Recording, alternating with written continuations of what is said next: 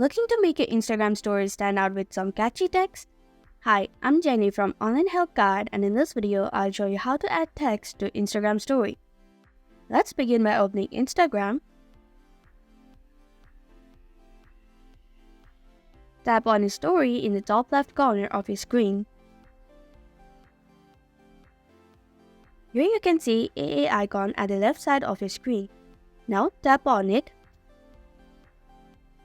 Type your desired text using the keyboard. Customize the text further by tapping on the text box. You can also customize the size of the text. You can also change colors of your text. After customizing your text, tap on Done in the top right corner of your screen. And that's how you can add text to Instagram stories. Thank you for watching Online Help Guide. Hope this video was helpful. If it was, then hit the like button and comment down if you have any questions or feedback. Also, if you are new to our channel, subscribe and hit the bell icon so that you don't miss our upcoming videos.